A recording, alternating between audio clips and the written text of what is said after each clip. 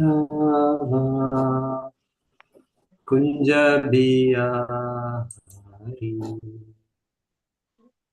Jaya Radha Madhava Kunja Bihari Jaya Gopi Vallabha Girivaracha Gopi Vallabha Girivaradhari Yashodanandana Vrajajana Ranjana Yashodanandana Vrajajana Ranjana Yamuna Tira Vandachari Yamuna Tira Vandachari Hare Krishna, Krishna Krishna, Hare Hare, Hare Rama, Hare Rama, Rama Rama, Hare Hare, Hare Krishna, Krishna Krishna, Hare Hare, Hare Rama, Hare Rama, Rama Rama, Hare Hare, Hare Krishna, Krishna Krishna, Hare Hare, Hare Rama, Rama Rama, Hare Hare, Hare Krishna, Krishna Krishna, Hare Hare, Hare Rama, Rama Rama, Hare Hare, Hare Krishna, Krishna Krishna, Hare Hare, Hare Rama, Rama Rama, Hare Hare, Hare Krishna, Krishna Krishna, Hare Hare, Hare Rama,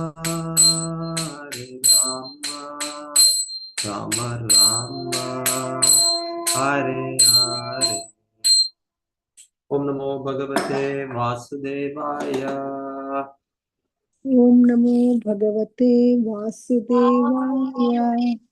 Om Namo Bhagavate Vasudevaya. Om Namo Bhagavate Vasudevaya. Om Namo Bhagavate Vasudevaya.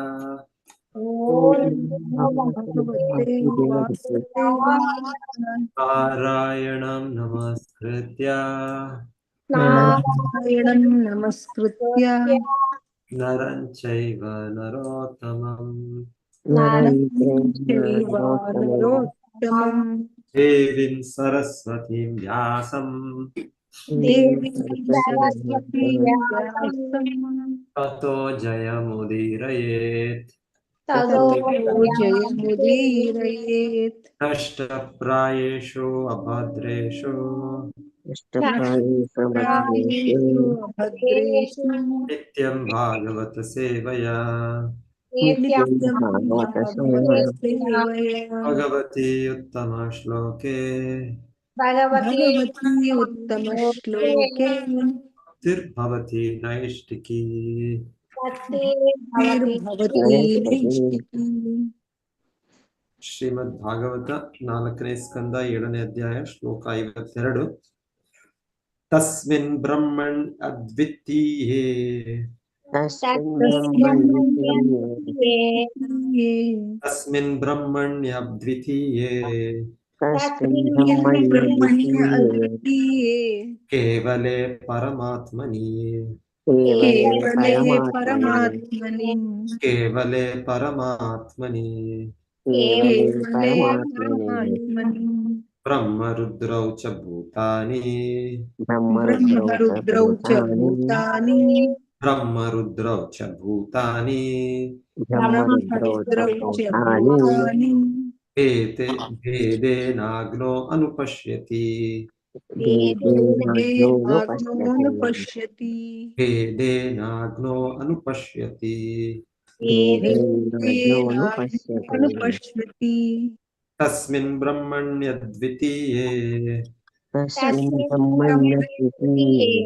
केवले परमात्मनि परमात्मनि ब्रह्मरुद्रौ च भूतानि ब्रह्मरुद्रौ च भूतानि भेदेनाग्नोऽनुपश्यति भेदेनाग्नोऽनुपश्यति ओदि श्लोक हरे कृष्ण प्रभु जी। तस्मिन् ब्रह्मण्यद्वितीये केवले परमात्मनि ब्रह्मरुद्रौ च भूतानि वेदेनाज्ञोऽनुपश्यति।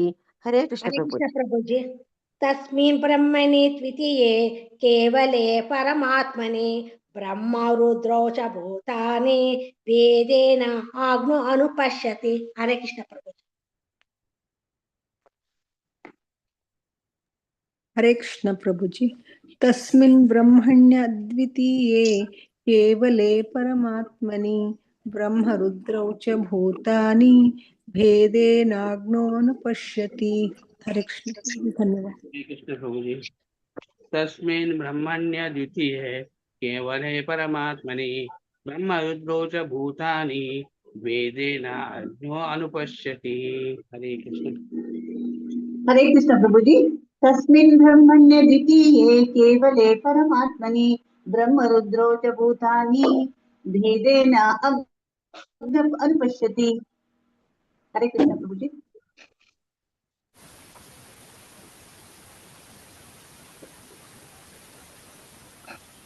तस्मिन्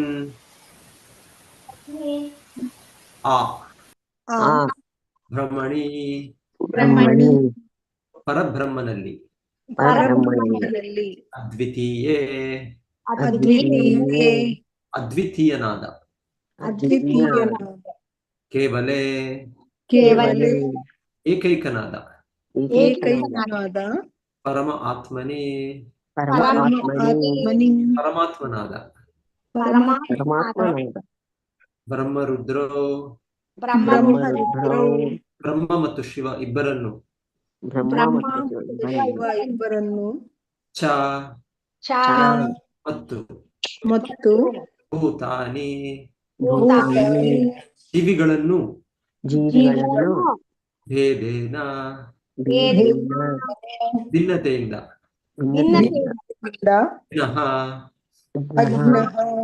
ಸಮಂಜಸ ಪರಿಜ್ಞಾನವಿಲ್ಲದವನು ಅನುಪಶ್ಯತಿ ಚಿಂತಿಸುತ್ತಾನೆ. ಅನುವಾದ ಮತ್ತೆ ಭಾವಾರ್ಥ ಶಿಲ ಪ್ರಭುಪಾದರಿಂದ. ಭಗವಂತನು ಮುಂದುವರಿಸಿದನು, ಅಗ್ನನು ಅಥವಾ ತಿಳುವಳಿಕೆ ಇಲ್ಲದವನು ಬ್ರಹ್ಮ ಮತ್ತು ಶಿವ ಮೊದಲಾದ ದೇವತೆಗಳು ಸ್ವತಂತ್ರರು ಎಂದು ಭಾವಿಸುತ್ತಾನೆ, ಅಥವಾ ಜೀವಿಗಳು ಸ್ವತಂತ್ರರಾಗಿದ್ದಾರೆ ಎಂದು ಅವನು ಭಾವಿಸುತ್ತಾನೆ. ಭಗವಂತನು ಮುಂದುವರಿಸಿದನು, ಅಗ್ನನು ಅಥವಾ ತಿಳುವಳಿಕೆ ಇಲ್ಲದವನು ಬ್ರಹ್ಮ ಮತ್ತು ಶಿವ ಮೊದಲಾದ ದೇವತೆಗಳು ಸ್ವತಂತ್ರರು ಎಂದು ಭಾವಿಸುತ್ತಾರೆ, ಅಥವಾ ಜೀವಿಗಳು ಸ್ವತಂತ್ರರಾಗಿದ್ದಾರೆ ಎಂದು ಅವರು ಭಾವಿಸುತ್ತಾನೆ. ಭಾವಾರ್ಥ ಯಾರು ಓದ್ತೀರಾ? ನಾನು ಓದ್ತೀನಿ ಪ್ರಭುಜಿ. ಭಾವಾರ್ಥ: ಬ್ರಹ್ಮನು ಕೂಡಿದಂತೆ ಜೀವಿಗಳು ಸ್ವತಂತ್ರವಾಗಿ ಪ್ರತ್ಯೇಕಿತರಾಗಿಲ್ಲ. ಸರ್ವೋನ್ನತ ಪ್ರಭುವಿನ ತಟಸ್ಥ ಶಕ್ತಿಯೊಳಗೆ ಅವರನ್ನು ಪರಿಗಣಿಸಲಾಗುತ್ತದೆ. ಬ್ರಹ್ಮ ಮತ್ತು ಶಿವ ಕೂಡಿದಂತೆ ಪ್ರತಿಯೊಂದು ಜೀವಿಯು ಪರಮಾತ್ಮನೂ ಆಗಿರುವುದರಿಂದ ಪರಮ ಪ್ರಭುವು ಪ್ರತಿಯೊಬ್ಬರನ್ನು ಪ್ರಕೃತಿ ಗುಣಗಳ ಕಾರ್ಯಚಟುವಟಿಕೆಗಳಲ್ಲಿ ನಿರ್ದೇಶಿಸುತ್ತಾನೆ. ಭಗವಂತನ ಅನುಮತಿ ಇಲ್ಲದೆ ಯಾರೊಬ್ಬರೂ ಸ್ವತಂತ್ರವಾಗಿ ವರ್ತಿಸಲು ಸಾಧ್ಯವಿಲ್ಲ. ಆದ್ದರಿಂದಲೇ ಯಾರೂ ಪರಮ ಪುರುಷನಿಂದ ಬೇರೆಯಲ್ಲ. ಭೌತ ಗುಣಗಳಾದ ರಜೋ ತಮೋ ಗುಣಗಳ ಅವತಾರವಾದ ಬ್ರಹ್ಮ ಮತ್ತು ರುದ್ರರಂತೂ ಖಂಡಿತವಾಗಿಯೂ ಬೇರೆಯಲ್ಲ. ಹರೇ ಕೃಷ್ಣ ಪ್ರಭುಜಿ. ಹರೇ ಕೃಷ್ಣ. ಇನ್ನು ಕಂಟಿನ್ಯೂ ಮಾಡೋಣ. ಯಥಾ ಪುಮಾನ್ನ ಸ್ವಾಂಗೇಶು ಯಥಾ ಪುಮಾನ್ನ ಸ್ವಾಂಗೇಷು ಶಿರ ಪಾಣ್ಯಾದಿಷು ಕ್ವಚಿತ್ ಶಿರಃ ಪಾಣ್ಯಾದಿಷು ಕ್ವಚಿತ್ ಪಾರಕ್ಯ ಬುದ್ಧಿಂ ಕುರುತೆ ಪಾರಕ್ಯ ಬುದ್ಧಿಂ ಕುರುತೆ ಏವಂ ಭೂತೇಷು ಮತ್ಪರಃ. ಏವಂ ಭೂತೇಷು ಮತ್ಪರಃ. ಯಥಾ ಹೇಗೆ, ಯಥಾ ಹೇಗೆ, ಪುಮಾನ್ ವ್ಯಕ್ತಿಯು, ಪುಮಾನ್ ವ್ಯಕ್ತಿಯು ನ ಇಲ್ಲ, ನಾ ನ ಇಲ್ಲ, ಇಲ್ಲ, ಸ್ವ ಅಂಗೇಶು ತನ್ನ ದೇಹದಲ್ಲಿ, ಸ್ವ ಅಂಗೇಷು ತನ್ನ ದೇಹದಲ್ಲಿ, ಶಿರಃ ಪಾಣಿ ಆದಿಷು ಶಿರಃ ಪಾಣಿ ಆದಿಷು ದೇಹದ ತಲೆ ಕೈಗಳು ಮತ್ತು ಇದರ ಅವಯವಗಳುಳ್ಳ, ದೇಹದ ತಲೆ ಕೈಗಳು ಮತ್ತು ಇತರ ಅವಯವಗಳುಳ್ಳ, ಕ್ವಚಿತ್ ಕೆಲವು ಸಲ, ಕ್ವಚಿತ್ ಕೆಲವು ಸಲ, ಪಾರಕ್ಯ ಬುದ್ಧಿಂ ವ್ಯತ್ಯಾಸವನ್ನು, ಪಾರಕ್ಯ ಬುದ್ಧಿಂ ವ್ಯತ್ಯಾಸವನ್ನು ಕುರುತೆ ಮಾಡುತ್ತಾನೆ. ಕುರುತೆ ಮಾಡುತ್ತಾನೆ. ಏವಂ ಹೀಗೆ, ಏವಂ ಹೀಗೆ, ಭೂತೇಷು ಜೀವಿಗಳಲ್ಲಿ, ಭೂತೇಷು ಜೀವಿಗಳಲ್ಲಿ, ಮತ್ ಪರಹ ನನ್ನ ಭಕ್ತನು. ಮತ್ಪರಃ ನನ್ನ ಭಕ್ತನು. ಅನುವಾದ: ಸಾಮಾನ್ಯ ಬುದ್ಧಿ ಇರುವವನು ಕೂಡ ದೇಹದ ತಲೆ ಹಾಗೂ ಇತರ ಭಾಗಗಳು ಬೇರೆ ಬೇರೆ ಎಂದು ಭಾವಿಸುವುದಿಲ್ಲ. ಹಾಗೆಯೇ ಸರ್ವವ್ಯಾಪಿಯಾದ ದೇವೋತ್ತಮ ಪರಮಪುರುಷನು ಯಾವುದೇ ವಸ್ತುವಿಗಿಂತ ಅಥವಾ ಜೀವಿಗಿಂತ ಬೇರೆ ಎಂದು ನನ್ನ ಭಕ್ತನು ಪರಿಗಣಿಸುವುದಿಲ್ಲ. ಸಾಮಾನ್ಯ ಬುದ್ಧಿ ಇರುವವನು ಕೂಡ ಸಾಮಾನ್ಯ ಬುದ್ಧಿ ಇರುವವನು ಕೂಡ ದೇಹದ ತಲೆ ಹಾಗೂ ದೇಹದ ತಲೆ ಹಾಗೂ ಇತರ ಭಾಗಗಳು ಬೇರೆ ಬೇರೆ ಇತರ ಭಾಗಗಳು ಬೇರೆ ಬೇರೆ ಎಂದು ಭಾವಿಸುವುದಿಲ್ಲ. ಭಾವಿಸುವುದಿಲ್ಲ. ಹಾಗೆಯೇ ಸರ್ವವ್ಯಾಪಿಯಾದ ಸರ್ವವ್ಯಾಪಿಯಾದ ದೇವೋತ್ತಮ ಪರಮಪುರುಷನು ದೇವೋತ್ತಮ ಪರಮಪುರುಷನು ಯಾವುದೇ ವಸ್ತುವಿಗಿಂತ ಅಥವಾ ಯಾವುದೇ ವಸ್ತುವಿಗಿಂತ ಅಥವಾ ಜೀವಿಗಿಂತ ಬೇರೆ ಎಂದು ನನ್ನ ಭಕ್ತನು ಪರಿಗಣಿಸುವುದಿಲ್ಲ. ಬೇರೆ ಎಂದು ನನ್ನ ಭಕ್ತನು ಪರಿಗಣಿಸುವುದಿಲ್ಲ. ಭಾವಾರ್ಥ ಓದಿ. ಹರೇ ಕೃಷ್ಣ ಪ್ರಭುಜಿ. ಭಾವಾರ್ಥ: ಶ್ರೀಲ ಪ್ರಭುಪಾದರಿಂದ ಶ್ರೀಲ ಪ್ರಭುಪಾದರಿಗೆ ಜಯವಾಗಲಿ. ದೇಹದ ಯಾವುದೇ ಭಾಗಕ್ಕೆ ರೋಗ ತಗುಲಿದರೆ ಇಡೀ ದೇಹವು ಆ ನೋಯುತ್ತಿರುವ ಭಾಗವನ್ನು ಎಚ್ಚರಿಕೆಯಿಂದ ನೋಡಿಕೊಳ್ಳುತ್ತದೆ. ಹಾಗೆ ಸಕಲ ಬದ್ಧಾತ್ಮರ ಬಗೆಗೂ ಸಮಾನವಾಗಿ ಸಹಾನುಭೂತಿಯನ್ನು ಹೊಂದಿರುವುದರಿಂದ ಭಕ್ತನ ಸಮತಾಭಾವವು ಪ್ರಕಟವಾಗುತ್ತದೆ. ಭಗವದ್ಗೀತೆಯು 5ನೇ ಅಧ್ಯಾಯ 18ನೇ ಶ್ಲೋಕದಲ್ಲಿ ಹೇಳುತ್ತದೆ: ಪಂಡಿತ ಸಮದರ್ಶಿನಃ, ಬುದ್ಧಿವಂತ ಪ್ರತಿಯೊಬ್ಬ ಬದ್ಧ ಜೀವಿಯನ್ನು ಸಮಾನವಾಗಿ ನೋಡುತ್ತಾರೆ. ಭಕ್ತರು ಪ್ರತಿಯೊಬ್ಬ ಭಕ್ತಾತ್ಮನ ಬಗೆಗೂ ಸಹಾನುಭೂತಿಯನ್ನು ಹೊಂದಿರುತ್ತಾರೆ. ಆದ್ದರಿಂದಲೇ ಅವನು ಅಪಾರಕ್ಕೆ ಬುದ್ಧಿ ಎಂದು ಪ್ರಸಿದ್ಧರು. ಭಕ್ತರಾದವರು ತಿಳುವಳಿಕೆಯುಳ್ಳವರು. ಪ್ರತಿಯೊಂದು ಜೀವಿಯು ಪರಮಪ್ರಭುವಿನ ವಿಭಿನ್ನಾಂಶವೆಂದು ಅವರು ಬಲ್ಲರು. ಆದ್ದರಿಂದ ಪ್ರತಿಯೊಬ್ಬರೂ ಸಂತೋಷವಾಗಿರಲೆಂದು ಅವರು ಒಬ್ಬೊಬ್ಬರಿಗೂ ಕೃಷ್ಣ ಪ್ರಜ್ಞೆಯನ್ನು ಬೋಧಿಸುತ್ತಾರೆ. ದೇಹದ ನಿರ್ದಿಷ್ಟವಾದದ್ದೆಂದು ಭಾಗಕ್ಕೆ ರೋಗವು ಹತ್ತಿದರೆ ಅದು ಹೇಗೆ ಇಡೀ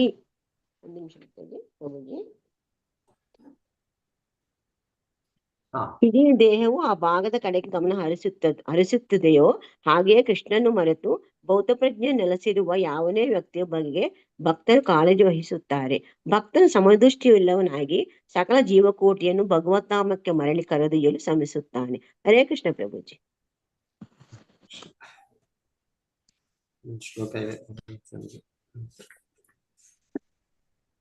ತ್ರಯಾಣಾಂ ಏಕಭಾವಾನಾಂ त्रयाणामेकभावानां भावानां यो न पश्यति वैविधाम् यो न पश्यति वैविधाम् वैविधाम् सर्वभूतात्मनां ब्रह्मन् सर्वभूतात्मनां ब्रह्मन् स शान्तिम् अधिगच्छति।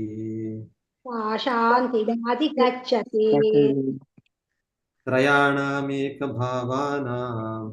त्रयाणामेकभावानां यो न पश्यन्ति वैविधाम् यो न पश्यति वैविधाम् सर्वभूतात्मनां ब्रह्मन् सर्वभूतात्मनां ब्रह्मन् शान्तिम् अधिगच्छति। स शान्तिम् अधिगच्छति. ತ್ರಯಾಣಾಂ ಮೂವರಲ್ಲಿ ತ್ರಯಾಣಾಂ ಮೂವರಲ್ಲಿ ಏಕಭಾವಾನಾಂ ಒಂದೇ ಸ್ವಭಾವವನ್ನು ಹೊಂದಿ ಏಕಭಾವಾನಾಂ ಒಂದೇ ಸ್ವಭಾವವನ್ನು ಹೊಂದಿ ಯಹ ಯಾರು ಯಾರು ನ ಪಶ್ಯತಿ ನೋಡುವುದಿಲ್ಲವೋ ನ ಪಶ್ಯತಿ ನೋಡುವುದಿಲ್ಲವೋ ವೈ ಖಂಡಿತವಾಗಿಯೂ ವೈ ಖಂಡಿತವಾಗಿಯೂ ವಿಧಾಂ ಭೇದವನ್ನು ವಿಧಾಂ ಭೇದವನ್ನು ಸರ್ವಭೂತ ಆತ್ಮನ ಎಲ್ಲ ಜೀವಿಗಳು ಪರಮಾತ್ಮನಲ್ಲಿ ಸರ್ವಭೂತಾತ್ಮನಾಂ ಎಲ್ಲ ಜೀವಿಗಳ ಪರಮಾತ್ಮನಲ್ಲಿ ಬ್ರಹ್ಮನ್ ದಕ್ಷಿಣೆ ಬ್ರಹ್ಮನ್ ದಕ್ಷಿಣೆ ಸಹ ಅವನು ಶಾಂತಿಯನ್ನು ಶಾಂತಿಯನ್ನು ಅಧಿಗಚ್ಚತಿ ಹೊಂದುತ್ತಾನೆ. ಭಗವಂತನು ಮುಂದುವರಿಸಿದನು, ಬ್ರಹ್ಮ ವಿಷ್ಣು ಶಿವರನ್ನಾಗಲಿ ಇತರ ಸಾಮಾನ್ಯ ಜೀವಕೋಟಿಯನ್ನಾಗಲಿ ಸರ್ವೋನ್ನತ ಪ್ರಭುವಿನಿಂದ ಬೇರೆ ಎಂದು ಯಾರು ಪರಿಗಣಿಸುವುದಿಲ್ಲವೋ ಅವರು ಬ್ರಹ್ಮನಲ್ಲಿ ಅರಿತಿದ್ದಾನೆಯೋ ಅವನೇ ನಿಜವಾಗಿ ಶಾಂತಿಯನ್ನು ಪಡೆಯುತ್ತಾನೆ. ಇದರಲ್ಲ ಭಗವಂತನು ಮುಂದುವರಿಸಿದನು ಬ್ರಹ್ಮ ವಿಷ್ಣು ಶಿವರನ್ನಾಗಲಿ ಇತರ ಸಾಮಾನ್ಯ ಜೀವಕೋಟಿಯನ್ನಾಗಲಿ ಸರ್ವೋನ್ನತ ಪ್ರಭುವಿನಿಂದ ಬೇರೆ ಎಂದು ಯಾರು ಪರಿಗಣಿಸುವುದಿಲ್ಲವೋ ಯಾರು ಬ್ರಹ್ಮನನ್ನು ಅರಿತಿದ್ದಾನೆಯೋ ಅವನೇ ನಿಜವಾಗಿ ಶಾಂತಿಯನ್ನು ಪಡೆಯುತ್ತಾನೆ.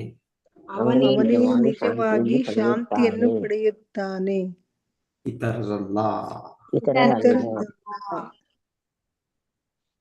ಭಾವಾರ್ಥ ಓದಿ ಯಾರಾದ್ರು.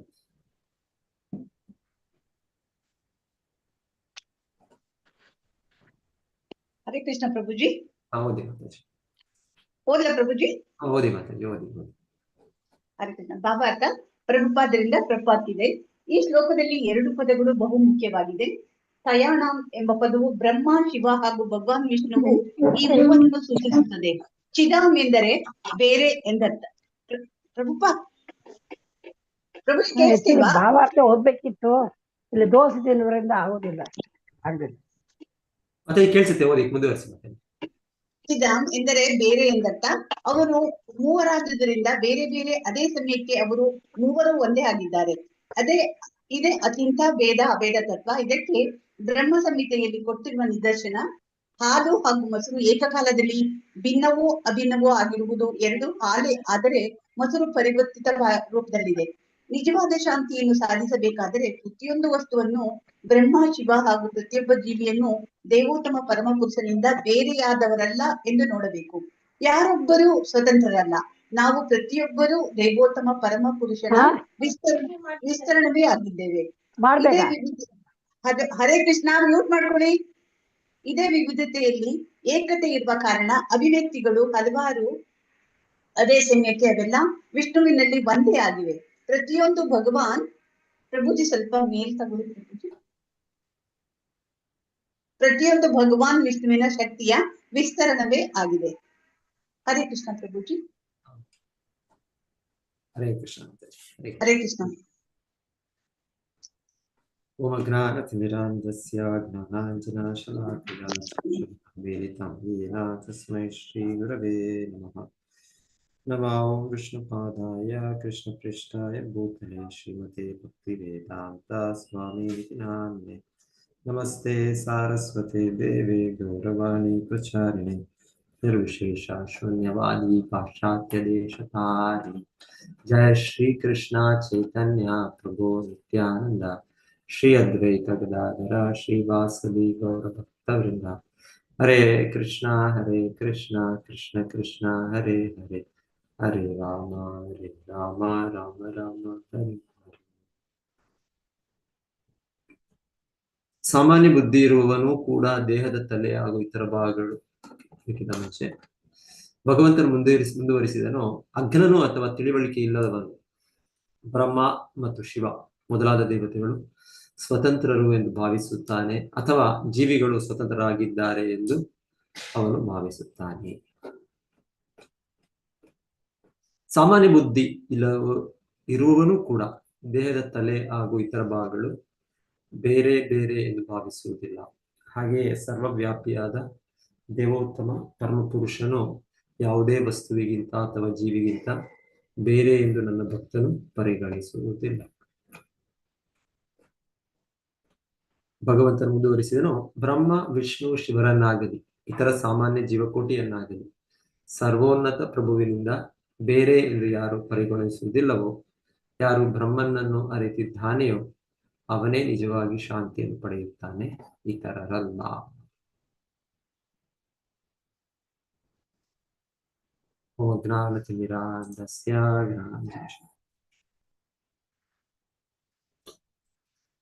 ಓಕೆ, ಸೊ ಈ ದಕ್ಷಯಜ್ಞದಲ್ಲಿ ಈಗ ದಕ್ಷಯಜ್ಞ ಆಗಿದೆ, ಎಲ್ಲ ದೇವತೆಗಳು ಪ್ರಾರ್ಥನೆ ಮಾಡಿದ್ದಾರೆ.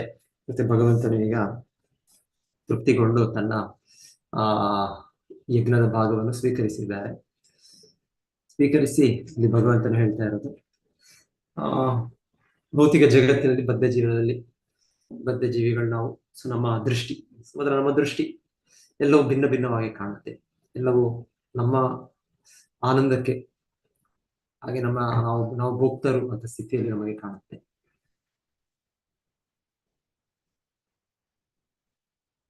ಸುಗುಣಗಳ ಪ್ರಭಾವದಿಂದ ತಮೋಗುಣ, ರಜೋಗುಣ, ಸತ್ವಗುಣ, ಆದರೆ ನಿಜವಾದ ದೃಷ್ಟಿ ಭಗವಂತನ ಹೇಳ್ತಾ ಇರೋದ್ರಲ್ಲಿ ಎಲ್ಲವೂ ಕೂಡ ಕೊನೆಗೆ ಭಗವಂತನ ಶಕ್ತಿಗಳು, ಭಗವಂತನ ವಿಸ್ತರಣೆಗಳು, ಹಾಗೆ ಅದು ಭಗವಂತನೇ ಒಂದು ರೀತಿಯಲ್ಲಿ, ಆದರೂ ಕೂಡ ಭಗವಂತನಿಗಿಂತ ಭಿನ್ನ. ಸೊ ಅಗ್ನ ಅಂದರೆ ಎಲ್ಲ ಬೇರೆ ಬೇರೆ ಕಾಣುತ್ತೆ ಅಂತ ಕೃಷ್ಣ ಹೇಳೋದು. ಯಾರ ತಿಳಿವಳಿಕೆ ಇಲ್ಲ, ಸೊ ಅವರು ಬೇರೆ ಬೇರೆ ಅಸ್ತಿತ್ವ, ಬೇರೆ ಬೇರೆ ಅಂತ ಕಾಣುತ್ತೆ ಅಂತ ಹೇಳ್ತಾರೆ. ಆದ್ರೆ ಸ್ವಲ್ಪ ಸಾಮಾನ್ಯ ಬುದ್ಧಿ, ಆವರೇಜ್ ಇಂಟೆಲಿಜೆನ್ಸ್ ಅಂತ ಹೇಳ್ತಾ ಇದ್ದಾರೆ, ಆ ತಿಳಿದ ವ್ಯಕ್ತಿ ಕೂಡ ಇದವು ಎಲ್ಲವೂ ಭಗವಂತನೇ, ಬ್ರಹ್ಮ, ಶಿವ, ಎಲ್ಲ ದೇವತೆಗಳು, ಎಲ್ಲ ಜೀವಿಗಳು. ಸೊ ಶಿಲ ಪ್ರಭುಪಾದರಿಗೆ ಭಗವದ್ಗೀತೆಯಿಂದ ತಿಳಿಸ್ತಾ ಇರೋದು, ಕೃಷ್ಣ ಹೇಳೋದು, ಪಂಡಿತ ಸಮದರ್ಶಿನ. ಪಂಡಿತನು ನಿಜವಾದ ಬುದ್ಧಿವಂತ. ಇಲ್ಲಿ ಸಾಮಾನ್ಯ ಬುದ್ಧಿ ಅಂತ ಹೇಳ್ತಾರೆ, ಸೊ ಅಲ್ಲಿ ಪಂಡಿತ ಅಂತ ಹೇಳ್ತಾರೆ. ಎನಿವೆ, ಸೊ ಇಲ್ಲಿ ಹೇಳೋದು ನಿಜವಾಗ್ಲೂ ತಿಳುವಳಿಕೆ ಅಂದ್ರೆ ಭಗವಂತನ ಹಲವು ಶಕ್ತಿಗಳು, ಭಗವಂತನ ಭೌತಿಕ ಶಕ್ತಿ, ಭಗವಂತನ ಆಧ್ಯಾತ್ಮಿಕ ಶಕ್ತಿ, ಭಗವಂತನ ಈ ಭೌತಿಕ ಜಗತ್ತಿನ ಸೃಷ್ಟಿ, ಭಗವಂತನ ಆಧ್ಯಾತ್ಮಿಕ ಜಗತ್ತು. ಸೊ ಎಲ್ಲದರ ಮೂಲನಾದ ಭಗವಂತನು. ಸೊ ಈ ಪರಮಸತ್ಯದ ಅಸ್ತಿತ್ವ, ಬ್ರಹ್ಮನ್, ಪರಮಾತ್ಮ, ಭಗವಾನ್, ಸೊ ಇದು ನಿಜವಾದ ಜ್ಞಾನ, ಇದು ನಿಜವಾದ ತಿಳುವಳಿಕೆ.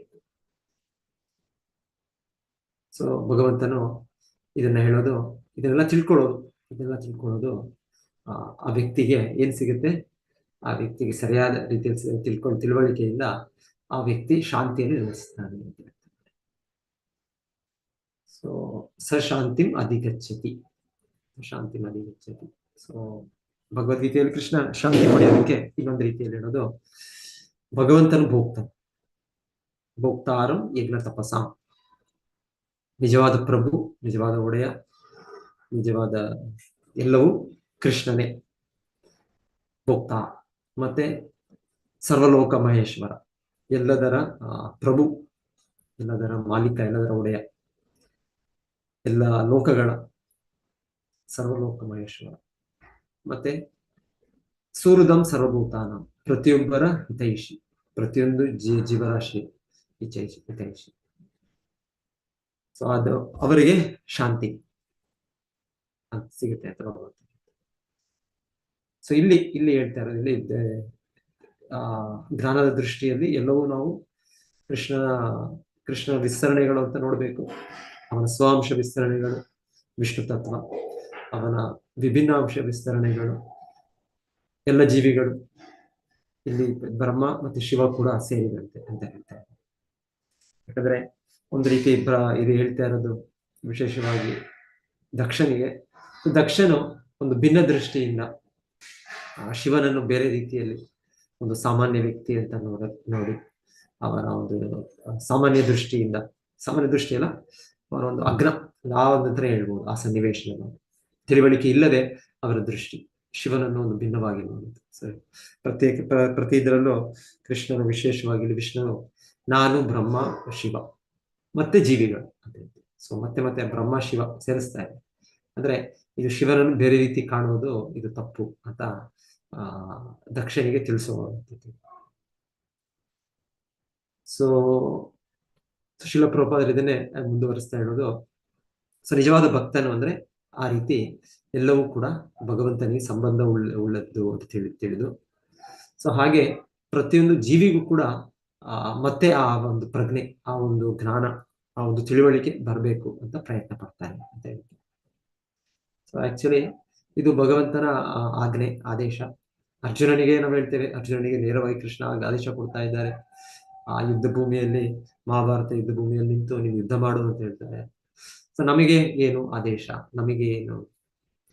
ಸೊ ಹೇಳ್ತಾರೆ ನಮಗೆ ಆದೇಶ ಇದೆ, ಭಗವದ್ಗೀತೆ ಇದೆ, ಭಗವಂತನ ಆದೇಶಗಳಿವೆ, ಹಲವು ಆದೇಶಗಳಿವೆ ಭಗವಂತನಿಗೆ. ಮನ್ಮನ ಭವಮದ್ ಭಕ್ತೋ ಮದ್ಯಾಜಿ ಮಾಮ ನಮಸ್ಕರು. ಸೊ ಭಗವಂತನ ಆದೇಶಗಳಿವೆ. ಗೊತ್ತಾ ಇಲ್ಲ, ವಿಶೇಷವಾಗಿ ಭಗವಂತನ ಆದೇಶ ಅಂದ್ರೆ ಹೇಳ್ತಾರೆ ತನ್ನ ಆದೇಶವನ್ನು, ತನ್ನ ಸಂದೇಶವನ್ನು ಬೇರೆಯವರಿಗೆ ತಿಳಿಸುತ್ತೆ. ನಚ ತಸ್ಮಾನ್ ಮನುಷ್ಯೇಶು ಕಶ್ಚಿನ್ ಮೇ ಪ್ರಿಯಕೃತ್ತಮಃ. ಸೊ ಯಾರು ನನಗೆ ಅತಿ ಪ್ರಿಯರು ಅಂದ್ರೆ ಯಾರನ್ನ ಈ ಸಂದೇಶವನ್ನು, ಈ ಜ್ಞಾನವನ್ನು ಅವರು ಕೊಡ್ತಾರೆ. ಸೊ ಇದು ಆದೇಶ ಇದೆ, ಭಗವಂತನ ಆದೇಶ ಇದೆ. ಪ್ರಭುಪಾದ ಹೇಳ್ತಾರೆ ಸ್ಟ್ಯಾಂಡಿಂಗ್ ಆರ್ಡರ್, ಭಗವಂತನದು ಹಾಗೆ ಆದೇಶ ನಿಂತಿದೆ, ನಾವು ಅದನ್ನ ತಗೊಳ್ಬೇಕು. ಇಲ್ಲ ಇನ್ನೊಂದು ಆರ್ಡರ್ ಅಂದ್ರೆ ಭಗವಂತನದು ತನ್ನನ್ನು ಆಶ್ರಯಿಸಿ ಸರ್ವಧರ್ಮಾನ್ ಪರಿತ್ಯಜ್ಯ ಮಾಮೇಕಂ ಶರಣಂ ವ್ರಜ. ಸೊ ಭಗವಂತನ ಆದೇಶಗಳಿದೆ, ಭಗವದ್ಗೀತೆಯಲ್ಲಿದೆ ನಮಗೆ ಏನ್ ಮಾಡ್ಬೇಕು ಅಂತೇಳಿ. ಸೊ ಇಲ್ಲಿ ಹೇಳಿದಾಗೆ ಸೊ ನಿಜವಾದ ಭಕ್ತರು ಇಲ್ಲ ಆ ನೆಲೆಗೆ ನಿಂತಿದ್ದವರು, ಅವರು ಎಲ್ಲ ಜೀವಿಗಳ ಮೇಲೆ ಈ ರೀತಿ ಸಹಜವಾದ ಅನುಕಂಪ ಹೊಂದ್ತಾರೆ. ಯಾಕಂದ್ರೆ ಶಾಂತಿ ಸಿಗ್ಬೇಕು ಅಂದ್ರೆ ಆ ನೆಲೆಗೆ ಬರ್ಬೇಕು. ನಾವು ಆ ನೆಲೆಗೆ ಬರದೇ ಇರುವಾಗ ನಾವು ರಾಜಸ ತಾಮಸ ನೆಲೆಯಲ್ಲಿ ಇರ್ತೇವೆ. ರಾಜಸ ತಾಮಸ ನೆಲೆಯಲ್ಲಿ ಎಲ್ಲವೂ ಭಿನ್ನವಾಗಿ ಕಾಣುತ್ತೆ. ಮತ್ತೆ ನಮಗೆ ಅಷ್ಟು ಅಮಿತ ಆಸೆಗಳಿರ್ತವೆ. ಸೊ ಈ ನೆಲೆಯಲ್ಲಿ ಏನು ಆನಂದ ಸಿಗುತ್ತೆ? ಇಂದ್ರಿಯ ನೆಲೆ, ಮನಸ್ಸಿನ ನೆಲೆ, ಬುದ್ಧಿಯ ನೆಲೆ, ಈ ತರ ಬೇರೆ ಬೇರೆ ನೆಲೆಗಳಿವೆ. ಸೊ ಇಂದ್ರಿಯ ನೆಲೆಗಳು ಅಂದ್ರೆ ಸ್ವಂತ ನಾವು ಸ್ವಾರ್ಥ ಹಿಂದೆ ಸುಖವನ್ನು ಪಡೆಯುವುದು. ಸೊ ಈ ನೆಲೆಯಲ್ಲಿ ಶಾಂತಿ ಇಲ್ಲ. ಮಾನಸಿಕ ನೆಲೆಯಲ್ಲಿ ಸ್ವಲ್ಪ ರಿಫೈನ್ ಅಂತ ಹೇಳುವುದು, ಸ್ವಲ್ಪ ಪರಿಶುದ್ಧವಾದ, ಅದಕ್ಕೆ ಉನ್ನತವಾದ ಬುದ್ಧಿಯ ನೆಲೆ ಇದೆ. ಸೊ ಅಲ್ಲಿ ಸ್ವಲ್ಪ ವ್ಯಕ್ತಿ ವಿವೇಕವನ್ನು ಉಪಯೋಗಿಸ್ಕೊಂಡು ಇದು ಇದರ ಶಾಂತಿ, ಇದರ ಸುಖ ಮತ್ತೆ ಇದೆಯಾ, ತಾತ್ಕಾಲಿಕವಾಗಿದೆ ಮತ್ತೆ ಇದೆಯಾ. ಚಿಕ್ಕ ಮಗು, ಅದಕ್ಕೆ ಆಟ, ಅದೇ ಸ್ವಲ್ಪ ಬೆಳೆದ ಅವರ ತಂದೆ ತಾಯಿಯರು ಅವ್ರು ಯೋಚನೆ ಮಾಡ್ತಾರೆ. ಸೊ ಸಂಪೂರ್ಣ ದಿವಸ ಈ ಮಗು ಆಟದಲ್ಲೇ ಇದ್ರೆ ಅದಕ್ಕೆ ಮುಂದೆ ಏನು ತುಂಬಾ ಬ್ಯಾಡ್ ಫ್ಯೂಚರ್, ಮುಂದೆ ಭವಿಷ್ಯ ಒಳ್ಳೇದಲ್ಲ. ಸೊ ಅದಕ್ಕೆ ಅವ್ರು ಹೇಳ್ತಾರೆ, ಇಲ್ಲ ಸ್ವಲ್ಪ ನೀನು ಶಾಲೆಗೆ ಹೋಗ್ಬೇಕು, ಇನ್ನೊಂದಕ್ಕೆ ಹೋಗ್ಬೇಕು, ಸ್ವಲ್ಪ ಶ್ರಮ ಪಡಬೇಕು, ಸ್ವಲ್ಪ ಜ್ಞಾನ, ಸ್ವಲ್ಪ ಬುದ್ಧಿಯಲ್ಲಿ ಅವರ ಯೋಚನೆ. ಸೊ ಹೀಗೆ ಮಕ್ಕಳಾದಾಗ ನಾವು ಇಂದ್ರಿಯ ನೆಲೆಯಲ್ಲಿ ಇರ್ತೀವಿ. ಇಂದ್ರಿಯ ನೆಲೆಯಿಂದ ಸ್ವಲ್ಪ ಮಾನಸಿಕ ನೆಲೆಗೆ ಬರ್ತೇವೆ, ಕ್ರಮೇಣವಾಗಿ ಬುದ್ಧಿಯ ನೆಲೆಗೆ ಬರ್ತೇವೆ. ಅದು ನಿಜವಾದ ನೆಲೆ ಅಂದ್ರೆ ಆಧ್ಯಾತ್ಮಿಕ ನೆಲೆಯಲ್ಲಿ ನಮಗೆ ಅರಿವು ನಮ್ಗೆ ಗೊತ್ತಾಗುತ್ತೆ. ನಾವು ಈ ಜಡವಸ್ತು ಅಲ್ಲ, ಈ ಜಡವಸ್ತು ಎಷ್ಟೇ ಆದರೂ ಜಡ ಪ್ರಪಂಚ ಇದು ನಾಶಗೊಳ್ತವೆ. ಇಲ್ಲಿ ಎಲ್ಲವೂ ಕೂಡ ಇಲ್ಲಿ ತಾತ್ಕಾಲಿಕವಾದದ್ದು. ಸೊ ನಾನು ಇದಕ್ಕೆ ಭಿನ್ನವಾದ ಆತ್ಮ. ನಾನು ಭಿನ್ನವಾದ ಆತ್ಮ ಅಷ್ಟೇ ಅಲ್ಲ, ನನಗೆ ಕಾರಣನಾದ ಭಗವಂತನು ಸರ್ವೋನ್ನತನು, ನನಗೆ ಅವನಿಗೆ ಒಂದು ಸಂಬಂಧ ಇದೆ. ಸೊ ಆ ಸಂಬಂಧವನ್ನು ಮತ್ತೆ ನಾನು ಹೇಗೆ ಪಡೆಯೋದು ನಾನು. ಸೊ ಹೀಗೆ ಇದು ನಮ್ಮ ಬೆಳವಣಿಗೆ ಇಂದಿನ ನೆಲೆಯಿಂದ, ಮಾನಸಿಕ ನೆಲೆಯಿಂದ, ಬುದ್ಧಿಯ ನೆಲೆಯಿಂದ ಕ್ರಮೇಣವಾಗಿ ಆಧ್ಯಾತ್ಮಿಕ ನೆಲೆ. ಸೊ ಆಧ್ಯಾತ್ಮಿಕ ನೆಲೆಯಲ್ಲಿ ಇಲ್ಲಿ ಹೇಳ್ತಾ ಇದ್ದಾರೆ, ಇಲ್ಲಿ ನಿಜವಾದ ದೃಷ್ಟಿ, ಇಲ್ಲಿ ನಿಜವಾದ ಜ್ಞಾನ, ಇಲ್ಲಿ ಎಲ್ಲವೂ ಇಲ್ಲಿ ಭಗವಂತನ ಹೇಳಿದಾಗೆ ಎಲ್ಲವೂ ಕೂಡ ಭಗವಂತನ ಶಕ್ತಿಯೇ, ಭಗವಂತನಿಗೆ ಸಂಬಂಧ ಇದ್ದದ್ದು, ಭಗವಂತನಿಗೆ ಸ್ವತಂತ್ರವಲ್ಲ. ಸೊ ಗುಣಗಳ ಪ್ರಭಾವದಲ್ಲಿ ಒಂದೊಂದ್ಸಲ ಅನ್ಸುತ್ತೆ ಸ್ವತಂತ್ರ ಇದೇನೋ, ಎಲ್ಲರೂ ಒಂದು ದೇಶ ಇನ್ನೊಂದು ದೇಶದ ಮೇಲೆ ಅವರು ಇಷ್ಟು ಸ್ಫೋಟ ಹಿಂದೆ ಬಾಂಬ್ಗಳಾಗ್ತಾ ಇದ್ದಾರೆ, ಇಲ್ಲಾಂದ್ರೆ ಅವರು ತಯಾರಿ ಮಾಡ್ತಾ ಇದ್ದಾರೆ. ಸೊ ಇದೆ ಸ್ವಲ್ಪ ಸಮಯವರೆಗೂ ಭಗವಂತನು ಅವರಿಗೆ ಆ ಒಂದು ಸ್ವತಂತ್ರವನ್ನು ಕೊಟ್ಟಿದ್ದಾನೆ. ಸೊ ಭಗವಂತನ ಸ್ವತಂತ್ರವನ್ನು ಯಾವ ಕ್ಷಣನೂ ಕೂಡ ತೆಗೆದುಕೊಂಡು ಯಾರ ಜೀವಿಗಳಿಗಾದರೂ ಯಾರ ದೇವತೆಗಳಿಂದನೂ ಕೂಡ ಭಗವಂತನು ಆತನ ತೆಗೆದುಕೊಂಡು. ನಾವು ಕೇಳ್ತೀವಲ್ಲ, ಅರ್ಜುನನು ಯದುವಂಶದ ಅಂತ್ಯದ ಆದ ನಂತರ ಯಾರು ಯದುವಂಶದ ಇವರಿದ್ದಾರೆ ಅವರೆಲ್ಲ ಮತ್ತೆ ಹಸ್ತಿನಾಪುರಕ್ಕೆ ಕರ್ಕೊಂಡ್ ಬರೋಕ್ಕೆ ಬರ್ತಾ ಇರ್ತಾರೆ. ಸೊ ಆ ದಾರಿಯಲ್ಲಿ ಹೇಳ್ತಾರೆ, ಅರ್ಜುನನಿಗೆ ಯಾರೋ ಒಬ್ರು ಜನಸಾಮಾನ್ಯ, ಬಹಳ ಸಾಮಾನ್ಯರಾದ ಯಾರೋ ಗೊಲ್ಲರು, ಸೊ ಅವರು ಅರ್ಜುನನನ್ನು ಸೋಲಿಸಿ ಯಾರು ಇವ್ರು ಇರ್ತಾರೆ ಅವರೆಲ್ಲ ಕೂಡ ಅಪಹರಿಸ್ತಾರೆ. ಸೊ ಹಾಗ ಹೇಳ್ತಾರೆ, ಅರ್ಜುನನ ಸಾಮರ್ಥ್ಯ ಅದು ಯಾರು ಕೂಡ ಎದುರಿಸಕ್ಕಾಗಲಿಲ್ಲ. ಮಹಾಭಾರತ ಯುದ್ಧದಲ್ಲಿ ಎಲ್ಲ ಕೌರವರು, ಭೀಷ್ಮ, ದ್ರೋಣ ಅಂತ ದೊಡ್ಡ ದೊಡ್ಡ ವ್ಯಕ್ತಿಗಳು, ಇಲ್ಲಾಂದ್ರೆ ಒಬ್ಬೊಮ್ಮೆ ಇಂದ್ರ, ಶಿವ ಅವರ ಕೂಡ ಎದುರು ಕೂಡ ಅವರು ಅಷ್ಟು ಸಾಮರ್ಥ್ಯವನ್ನು ತೋರಿಸ್ತಾರೆ. ಆದರೆ ನಂತರ ಈ ಒಂದು ಸನ್ನಿವೇಶದಲ್ಲಿ ಅವರು ಸರ್ವಸಾಮಾನ್ಯ ವ್ಯಕ್ತಿಗಳು ಕೂಡ ಅವರನ್ನು ಸೋಲಿಸ್ಬಿಟ್ರು. ಸೊ ಅಲ್ಲಿ ಅಲ್ಲಿ ಅರ್ಜುನ ಹೇಳ್ತಾರೆ, ನಾನು ಅದೇ ಅರ್ಜುನ, ನನ್ನ ಹತ್ರ ಇರುವ ಗಾಂಡೀವ ಧನುಸ್ಸು ಅದೇ. ಸೊ ಗಾಂಡೀವ ಧನುಸ್ಸು ನಾನು ಇಟ್ಕೊಂಡ್ರೆ ಸಾಕು, ಎಲ್ಲ ಆಯ್ತು, ಇನ್ನು ಯಾರು ಕೂಡ ಆಯ್ತು, ಇನ್ನ ನಿರ್ಣಯ ಆಯ್ತು, ಯುದ್ಧದ ನಿರ್ಣಯ ಆಯ್ತು, ಇನ್ಯಾರು ಕೂಡ ಇಲ್ಲಕ್ಕಾಗೋದಿಲ್ಲ. ಸೊ ಅಷ್ಟೊಂದು ಕೀರ್ತಿ ಇತ್ತು ಅರ್ಜುನನಿಗೆ. ಅದೇ ಅರ್ಜುನ ಹೇಳ್ತಾರೆ, ನಾನು ಅದೇ ಅರ್ಜುನ, ನನ್ನ ಈ ಧನುಸ್ಸು ಅದೇ ಗಾಂಡೀವ. ಆದ್ರೆ ಈಗ ಕೃಷ್ಣ ನನ್ನ ಹತ್ರ ಇಲ್ಲ. ಕೃಷ್ಣನ ಇಲ್ಲ ಅಂದ್ರೆ ಕೃಷ್ಣನ ಆ ಶಕ್ತಿ ನನ್ನ ಹತ್ರ ಇಲ್ಲ, ಕೃಷ್ಣನ ಅನುಗ್ರಹ ಇಲ್ಲ, ಆ ರೀತಿ ಅನುಗ್ರಹ. ಸೊ ಹಾಗೆ ನನ್ನದು ಯಾವುದು ಕೂಡ ಬಲವಿಲ್ಲ. ಸೊ ಹೀಗೆ ನಿಮಿತ್ತ ಮಾತ್ರೇಣ ಭವಸವ್ಯ ಸಾಕ್ಷಿ. ಸೊ ಕೃಷ್ಣ ಅರ್ಜುನ ಗೀತೆಯಲ್ಲಿ ಹೇಳೋದು, ನನ್ನ ಕೈಯಲ್ಲಿ ನೀನು ನಿಮಿತ್ತನ. ಸೊ ಕೃಷ್ಣನ ಕೈಯಲ್ಲಿ ನಿಮಿತ್ತನಿದ್ದಾಗ ಆ ಶಕ್ತಿ ಇರುತ್ತೆ, ಅದಿಲ್ಲ ಅಂದಾಗ ಏನಿಲ್ಲ. ಸೊ ಇಲ್ಲಿ ಹೇಳ್ತಾ ಇರೋದು ಎಲ್ಲವೂ ಕೂಡ ಹಾಗನ್ಸುತ್ತೆ, ಸ್ವತಂತ್ರವಾಗಿ ಅಷ್ಟು ಶಕ್ತಿಶಾಲಿ, ಅಷ್ಟು ಬಲಶಾಲಿ, ಅಷ್ಟು ಇನ್ಫ್ಲೂಯೆನ್ಷಿಯಲ್ ಎಷ್ಟೆಷ್ಟು ಅನ್ನಿಸ್ಬೋದು ನಮ್ಗೆ. ಆದ್ರೆ ಸೋಲಾಂಗ್ ಯಾವಾಗ ಕೃಷ್ಣನ ಇದಿರೋ ಕೃಪೆ, ಕೃಷ್ಣನ ಇದು ಇರುವಾಗ ಮಾತ್ರ. ಹೇಗೆ ಉದಾಹರಣೆ ಕೊಡ್ತಾರಲ್ಲ, ನಮ್ಮ ಒಂದು ಸಾಕು ನಾಯಿ. ಸೊ ನಾವೇನ್ ಮಾಡ್ತೀವಿ, ಅದಕ್ಕೆ ಒಂದ್ಸಲ ಬಿಟ್ಬಿಡ್ತೇವೆ, ಬಿಟ್ಬಿಟ್ಟು ಅದಕ್ಕೆ ಬೆಲ್ಟ್ ಹಾಕಿರುತ್ತೆ, ಚೈನ್ ಇರುತ್ತೆ ಸ್ವಲ್ಪ, ಆಮೇಲೆ ಬಿಟ್ಬಿಡ್ತೇವೆ. ಹಾಗೇನ್ ಮಾಡುತ್ತೆ, ಅದು ಇಲ್ಲಿ ಅಲ್ಲಿ ಎಲ್ಲ ಓಡಾಡ್ತಾ ಇರುತ್ತೆ, ಕುಳಿತಾ ಇರುತ್ತೆ. ಆದ್ರೆ ಇಷ್ಟವರೆಗೂ ಅದಕ್ಕೆ ಸ್ವಾತಂತ್ರ್ಯ, ಎಷ್ಟವರೆಗೂ ಅಂದ್ರೆ ನಾವು ಮತ್ತೆ ಅದನ್ನ ನಾವು ನಿರ್ಣಯಿಸಿ ಅದನ್ನ ಮತ್ತೆ ಅದಕ್ಕೆ ಚೈನ್ ಹಾಕ್ಬೇಕು ಅಷ್ಟೇ. ಸೊ ಅದೇ ರೀತಿಯಲ್ಲಿ ಪ್ರತಿಯೊಂದು ವಸ್ತು, ಪ್ರತಿಯೊಂದು ವ್ಯಕ್ತಿ, ಪ್ರತಿಯೊಂದು ದೇವತೆ ಕೂಡ ಈ ಜಗತ್ತಿನಲ್ಲಿ ಸೊ ಅವರ ಸ್ವತಂತ್ರ ಅಂದ್ರೆ ಕೃಷ್ಣನಿಗೆ ಅಧೀನ. ಕೃಷ್ಣನ ಶಕ್ತಿಯಲ್ಲಿ ಅವರು ಸ್ವತಂತ್ರ. ಅಫ್ಕೋರ್ಸ್ ಶುದ್ಧ ಭಕ್ತರಂದ್ರೆ ಅವರು ಕೃಷ್ಣ ಅವರಿಗೆ ಸ್ವತಂತ್ರ ಕೂಡ ಕೊಟ್ಬಿಟ್ಟಿದ್ದಾರೆ, ಯಾಕಂದ್ರೆ ಅವರು ಆ ಸ್ವತಂತ್ರವನ್ನು ದುರುಪಯೋಗ ಮಾಡ್ಕೊಳ್ತಾರೆ. ವೈಕುಂಠ ಲೋಕದಲ್ಲಿ, ಆಧ್ಯಾತ್ಮಿಕ ಜಗತ್ತಿನಲ್ಲಿ ಅಲ್ಲಿ ಸ್ವತಂತ್ರರು ಅಂತ ಹೇಳ್ತಾರೆ ಎಲ್ಲ ವೈಕುಂಠ ವಾಸಿಗಳು.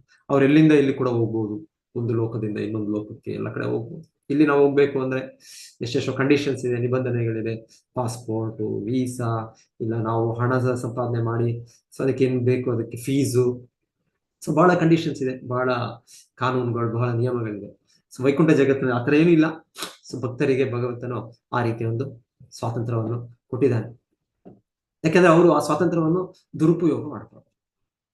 ಸೊ ಹಾಗೆ ಇಲ್ಲಿ ಈ ಬದ್ಧ ಜೀವನದಲ್ಲಿ, ಭೌತಿಕ ಜಗತ್ತಿನಲ್ಲೂ ಕೂಡ ಯಾರು ಈ ತರ ದೇವತೆಗಳು, ಶಿವ, ಬ್ರಹ್ಮ, ಇವರೆಲ್ಲ ಮುಕ್ತ ಜೀವಿಗಳು, ಜೀವನ್ಮುಕ್ತರು ಇವರು ಅಂತ ಹೇಳೋದು. ಯಾಕಂದ್ರೆ ಅವರು ಸ್ವತಂತ್ರವನ್ನು ಅವರು ದುರುಪಯೋಗ ಮಾಡೋದು, ಭಗವಂತನ ಕೊಟ್ಟ ಸ್ವತಂತ್ರವನ್ನು ಅವರು ಸರಿಯಾದ ರೀತಿಯಲ್ಲಿ ಅವರು ಉಪಯೋಗಿಸ್ಕೊಳ್ತಾರೆ. ಸೊ ಎನಿವೆ, ಸೊ ಆ ರೀತಿಯಲ್ಲಿ ಹೇಳ್ತಾರೆ ಈ ಗುಣಗಳು ಹಾಗೆ, ಈ ತಮೋ ಗುಣ, ರಜೋಗುಣ, ಇದು ಭಗವಂತನು ಆ ಸ್ವತಂತ್ರವನ್ನು ಕಡಿಮೆ ಮಾಡಿ ಕಟ್ಟಿ ಹಾಕಿದ್ದಾರೆ. ತಮೋ ಗುಣದಲ್ಲಂತೂ ಬಹಳ ಕಡಿಮೆ ಸ್ವತಂತ್ರ. ಇವಾಗ ಗಿಡ ಮರಗಳು ಎಷ್ಟು ಸ್ವತಂತ್ರ ಇದೆ, ಅವರು ಒಂದು ಸ್ಥಳದಿಂದ ಇನ್ನೊಂದು ಸ್ಥಳಕ್ಕೆ ಅವರು ಪ್ರಯಾಣ ಮಾಡ್ಲಿಕ್ಕೂ ಆಗೋದಿಲ್ಲ. ಅಲ್ಲೇ ಅವರು ಎಲ್ಲಿ ಅವ್ರ ಬುಡ ಆ ನೆಲದಲ್ಲಿ ಅಲ್ಲಿ ಇದಾಗಿ ಅದು ಇದೆ, ಅಲ್ಲೇ ಇರ್ಬೇಕು ಆ ಬೇರುಗಳು, ಏನು ಮಾಡಕ್ಕಾಗಲ್ಲ. ಆದ್ರೆ ಬೇರೆ ಬೇರೆ ಜೀವಿಗಳಿಗೆ ಬೇರೆ ಬೇರೆ ಸ್ವತಂತ್ರ ಇದೆ. ಪಕ್ಷಿಗಳಿಗೆ ಏನಾದರೂ ಈ ತರ ಒಂದು ಅಪಾಯ ಬಂತು ಅಂದ್ರೆ ಅವರು ಭೂಮಿಯ ಮೇಲೆ ಅವರ ಹಾಲು ಮೇಲೆ ಹೋಗ್ಬೋದು, ಆತರ ಸ್ವತಂತ್ರ ಇದೆ.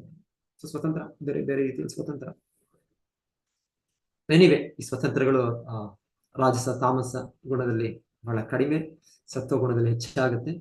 ಆಮೇಲೆ ಮುಕ್ತ ಪುರುಷರಿಗೆ ಬಹಳಷ್ಟು ಸ್ವತಂತ್ರ ಇದೆ.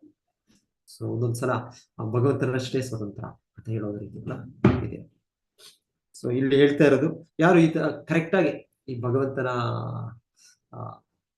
ಶಕ್ತಿಗಳನ್ನು, ಭಗವಂತನನ್ನು ಅರ್ಥ ಮಾಡಿಕೊಂಡು ಎಲ್ಲರೂ ಏಕಕಾಲದಲ್ಲಿ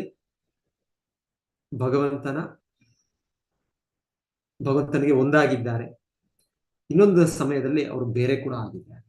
ಯೂನಿಟಿ ಇನ್ ಡೈವರ್ಸಿಟಿ ಅಂತ ಹೇಳ್ತಾರೆ ಶ್ರೀಲಪ್ರಭುಪಾದ. ಸೊ ಒಂದೇ ಹೇಳ್ತೀವಿ ನಾವು, ಒಂದೇ ಅಂತ ಹೇಳ್ತೇವೆ. ಒಂದ್ಸಲ ಒಂದೇ ಹೇಳ್ತೀವಿ ಅಂದ್ರೆ ನಾವೆಲ್ಲರೂ ಒಂದು ರೀತಿ ದೇಶದ ಅಭಿಮಾನದಲ್ಲಿ ನಾವೆಲ್ಲರೂ ಒಂದೇ, ನಾವೆಲ್ಲರೂ ಭಾರತೀಯರು. ಆದರೂ ಕೂಡ ನಾವು ಬೇರೆ ಬೇರೆ ವ್ಯಕ್ತಿಗಳೇ, ನಾವೆಲ್ಲರೂ ಭಾರತೀಯರು, ನಾವೆಲ್ಲರೂ ಒಂದೇ ಅನ್ನೋದಕ್ಕೆ ನಾವೆಲ್ಲರೂ ಒಂದಾಗ್ಬಿಡ್ತೇವೆ. ನಾವೆಲ್ಲರೂ ಒಂದೇ ಏನಾಗ್ತೇವೆ, ಏಕ ಲೀಡರ್ ಆಗ್ಬಿಟ್ಟು ನಾವು ಐಕ್ಯವಾಗ್ಬಿಡ್ತೇವೆ. ಇಲ್ಲ, ನಾವು ಬೇರೆ ಬೇರೆ ವ್ಯಕ್ತಿತ್ವ, ನಾವು ಬೇರೆ ಬೇರೆ ನಮ್ಮ ಇದು ಇದೆ. ಸೊ ಪ್ರತಿಯೊಬ್ಬರು ಕೂಡ ನಾನು ಅಂತ ವ್ಯಕ್ತಿ ನಾವಿದ್ದೇವೆ.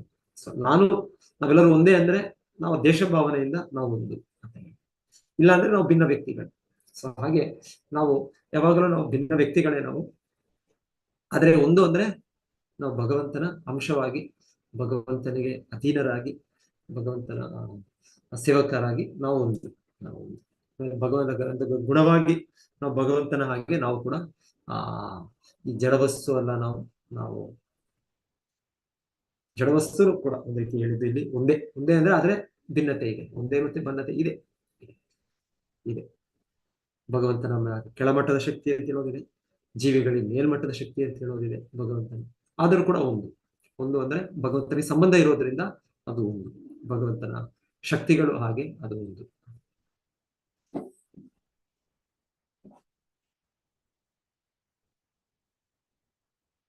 ಸೊ ಇದು ಒಂದು ಇದೆ ಆ ಲೀಲೆ. ಯಾವುದು ಸಾಮಾನ್ಯವಾಗಿ ಆತರ ಆಗೋದಿಲ್ಲ. ಅದೇ ಪೌಂಡ್ರಕ ಅಂತ ಒಬ್ಬ ರಾಜ ಕೃಷ್ಣನ ಅವತರಿಸಿದಾಗ ಹೇಳ್ತಾರೆ, ಆ ವ್ಯಕ್ತಿ ನಾನು ವಿಷ್ಣು ಒಂದೇ ಅಂತ ಏನ್ ಮಾಡಿದ ಆ ವ್ಯಕ್ತಿ ವಿಷ್ಣುವಿಗೆ ಹೇಗೆ ಶಂಖ ಚಕ್ರ ಗದಾ ಪದ್ಮ ಇರುತ್ತೆ, ಹಾಗೆ ಅದೇ ರೀತಿಯಲ್ಲಿ ಆ ವ್ಯಕ್ತಿ ಕೂಡ ಏನೋ ಒಂದು ಇದರಿಂದ ಮೋಸ್ಟ್ಲಿ ಆ ವ್ಯಕ್ತಿಗೆ ಏನಾದ್ರು ಇದಿತ್ತೋ ಏನೋ ಗೊತ್ತಿಲ್ಲ, ಏನಾದ್ರು ಯೋಗ ಸಿದ್ಧಿಗಳಿತ್ತೋ ಏನೋ. ಯೋಗ ಸಿದ್ಧಿಗಳಿಂದ ಕೆಲವು ಕೈಗಳು ಕೂಡ ಎಕ್ಸ್ಟ್ರಾ ಪಡಿಬಹುದೇನೋ. ಸೊ ಹಾಗೆ ಅವನು ತನ್ನ 4 ಕೈ ರೀತಿಯಲ್ಲಿ ಅವನು ಮಾಡ್ಕೊಂಡು 4 ಕೈಗಳಲ್ಲಿ ಶಂಖ ಚಕ್ರ ಗದಾ ಪದ್ಮ. ಸೊ ಒಂದು ಸಲ ಆ ವ್ಯಕ್ತಿ ಕೃಷ್ಣನಿಗೆ ತನ್ನ ದೂತರನ್ನು ಕಳಿಸಿ ದ್ವಾರಕೆಯಲ್ಲಿ, ನೋಡು ನಾನು ಈಗ ಸರ್ವವ್ಯಾಪಿಯಾದ ವಿಷ್ಣು, ನಾನು ಅವತರಿಸಿದ್ದೇನೆ. ಸೊ ನೀನು ನನಗೆ ಶರಣ ಆಗ್ಬೇಕು, ನೀನು ದೇವರು ಅಂತ ನಿನ್ನ ಭಕ್ತರು ನಿನ್ನ ಘೋಷಿಸುತ್ತಿದ್ದಾರೆ. ಸೊ ಇದು ಇಲ್ಲ, ನೀನು ದೇವರಲ್ಲ, ನಾನು ದೇವರು, ನಾನು ವಿಷ್ಣುವಿನ ಅವತಾರ. ಸೊ ನೀನು ನನ್ನ ಆಶ್ರಯವನ್ನು ಪಡೆಯಬೇಕು. ಸೊ ಎನಿವೆ, ಕೃಷ್ಣನು ಆ ದೂತನಿಗೆ ಸಂದೇಶವನ್ನು ಕೊಟ್ಟು, ಮೊದಲಿಗೆ ಎಲ್ಲ ಸಂದೇಶ ಕೊಟ್ಟು ಅವರನ್ನು ಅವನ ಇದನ್ನು ಅಂತ್ಯ ಮಾಡಬೇಕು ಅಂತ ಕೃಷ್ಣ ಬರ್ತಾನೆ. ಸೊ ಯುದ್ಧ ಭೂಮಿಯಲ್ಲಿ ಬಂದಾಗ ಕೃಷ್ಣ ನೋಡ್ತಾನೆ, ಎಲ್ಲ ಇದೆ ವ್ಯಕ್ತಿಯಲ್ಲಿ, ನನ್ನ ವಿಷ್ಣುವಿನ ರೀತಿಯಲ್ಲಿ ಶಂಖ ಚಕ್ರ ಗದಾ ಪದ್ಮ. ಸೊ ಎನಿವೆ, ಸೊ ಹೇಳ್ತಾರೆ ಆ ವ್ಯಕ್ತಿಗೆ ಕೃಷ್ಣನು ಕೊನೆಗೆ ತನ್ನ ಇದರಿಂದ ಸುದರ್ಶನದಿಂದ ಅವನನ್ನು ಕೊಲ್ತಾರೆ. ಸೊ ಕೊಂದ ಮೇಲೆ ಆ ವ್ಯಕ್ತಿ ಆದ್ರೆ ಆ ಜೀವನಾದ್ಯಂತ ಆತರ ಯೋಚನೆ, ನಾನು ವಿಷ್ಣು ಅಂತ ಯೋಚನೆ ಮಾಡ್ತಾ ಇರೋದು. ಸೊ ಆಮೇಲೆ ಭಗವಂತನ ವಿಶೇಷ ಕೃಪೆ, ಸಾಮಾನ್ಯವಾಗಿ ಅಸುರರಿಗೆ ಸಾಯುಜ್ಯ ಮುಕ್ತಿ ಸಿಗುತ್ತೆ. ಸಾಯುಜ್ಯ ಮುಕ್ತಿ ಅಂದ್ರೆ ಭಗವಂತನ ಪ್ರಭೆ, ಆ ಬ್ರಹ್ಮನಲ್ಲಿ ಒಂದಾಗ್ತಾರೆ. ಆದರೆ ಈ ಸನ್ನಿವೇಶದಲ್ಲಿ ಆಮೇಲೆ ಒಂದೊಂದ್ಸಲ ಈ ತರ ಸನ್ನಿವೇಶಗಳಲ್ಲಿ ಭಗವಂತನು ಅವರಿಗೆ ಸಾರೂಪ್ಯ ಮುಕ್ತಿ, ಸಾರೂಪ್ಯ ವಿಷ್ಣುವಿನ ರೀತಿಯಲ್ಲಿ ಅವರು ಕೂಡ ಮತ್ತೆ ಮುಕ್ತ ಸ್ಥಿತಿಯಲ್ಲಿ ಆ ರೀತಿಯ 4 ಕೈಗಳು. ಆದ್ರೆ ಅಲ್ಲಿ ಅವರ ಎಲ್ಲ ಭೌತಿಕ ಕಲ್ಮಶಗಳು ಭಗವಂತನು ತೆಗೆದುಬಿಡ್ತಾರೆ. ಅದಕ್ಕೆ ಭೌತಿಕ ಕಲ್ಮಶಗಳಿಲ್ಲದೆ ಯಾರು ಕೂಡ ಮುಕ್ತಿಯನ್ನು ಪಡೆಯಲಿಕ್ಕೆ ಸಾಧ್ಯ ಇಲ್ಲ. ಸೊ ಭಗವಂತನ ಏನು ಕೂಡ ಮಾಡಬಹುದು, ಕೂಡ ಮಾಡಬಹುದು. ಸೊ ಈ ರೀತಿಯಲ್ಲಿ ಹೇಳ್ತಾರೆ ಅಲ್ಲಿ ಪೌಂಡ್ರಕನ ವಧೆ ಮಾಡಿ ಪೌಂಡ್ರಕನಿಗೆ ಭಗವಂತನು ಒಂದು ಸಾರೂಪ್ಯ ಮುಕ್ತಿ. ಸಾರೂಪ್ಯ ಮುಕ್ತಿ ಅಂದ್ರೆ ಭಗವಂತನ ರೀತಿಯೇ ಅವರ ದೇಹ, ದಿವ್ಯ ದೇಹ. ಓಕೆ, ಹರೇ ಕೃಷ್ಣ. ಸೊ ನಾನು ನಿಲ್ಲಿಸ್ತೇನೆ ಇವತ್ತು. ಯಾರಾದ್ರೂ ಏನಾದ್ರೂ ಇದ್ರೆ ಹೇಳ್ಬೋದು, ಸೇರಿಸ್ಬೋದು.